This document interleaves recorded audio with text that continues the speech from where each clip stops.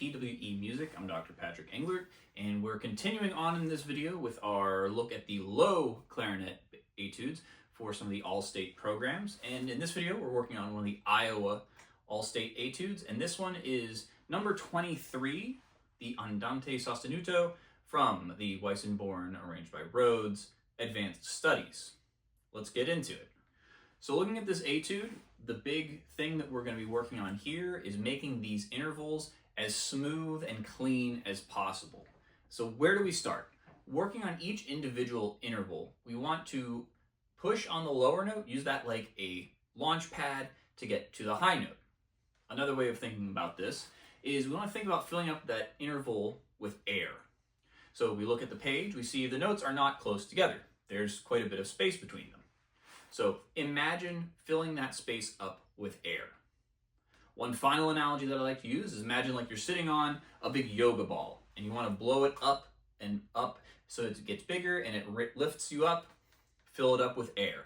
So we push nice, strong air, good air support, and that's going to fill up that space between the two notes and hopefully smooth it out. So let's play an example. I'll take the first group of eighth notes in measures 1 and 2, and I'll show you what I'm trying to get out of here.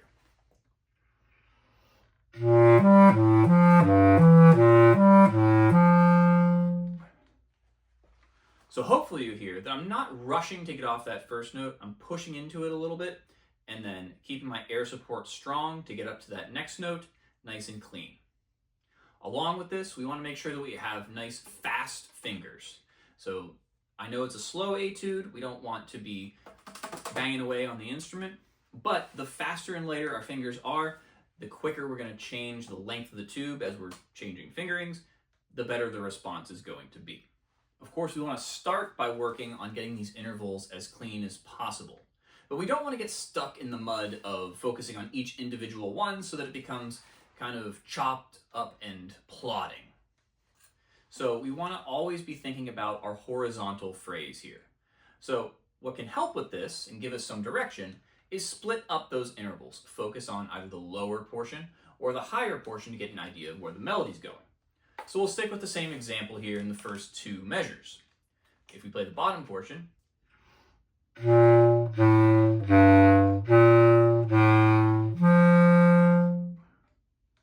that gives us some direction. Let's try the top portion.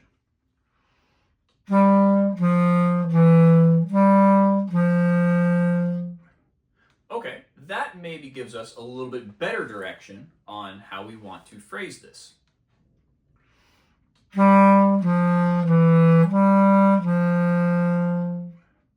So we lead into that F sharp, A, G.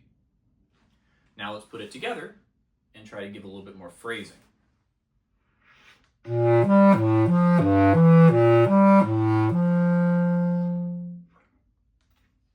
So by separating the line, we can kind of hear where the melody's going a little bit better than if we take it all together. And this will carry throughout with a lot of these intervallic leaps.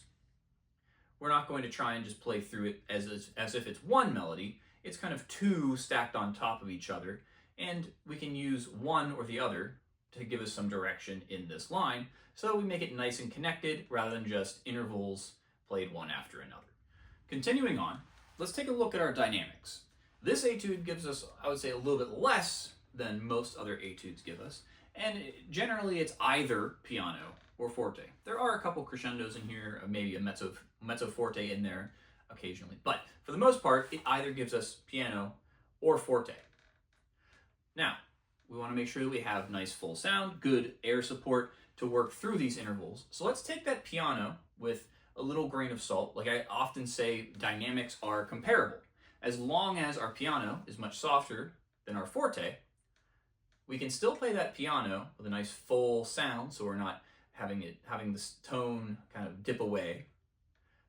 As long as we can play that forte comparatively forte, we'll be all right. So we start off piano.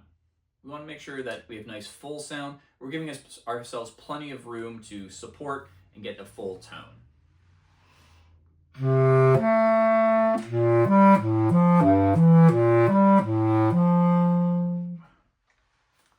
So if we take that as piano, what might our forte sound like.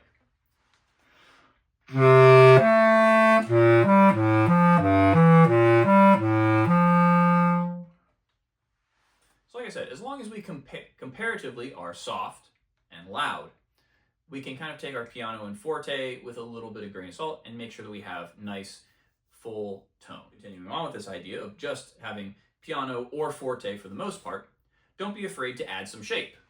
As I said before, we're using the melody to help guide our phrasing. Don't be afraid to crescendo a little bit where applicable, or decrescendo a little bit. Add some motion to the line with dynamics to help give it a little more musicality. So again, let's go back to the beginning.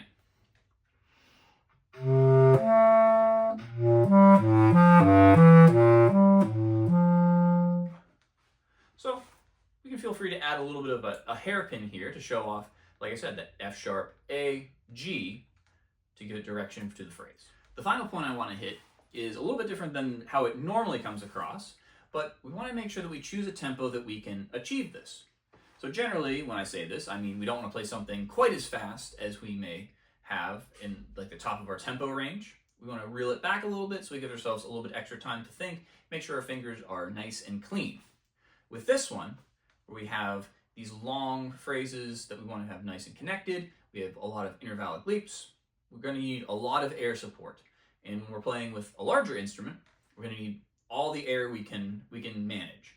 So it might benefit you to play this a little bit towards the top of that tempo range, closer to maybe 88 or 90, if you can, so that you give yourself the best chance of getting through a phrase nice and strong and you don't run out of air, and we don't need to chop it up too much with breath marks to kind of make it through our phrases. That about covers it for this video. As always, if there's something you think I missed or you have a question, don't be afraid to drop it in the comments and I'll do my best to address it. Be sure to subscribe so you can catch all the videos in our All-State Prep series, and happy practicing.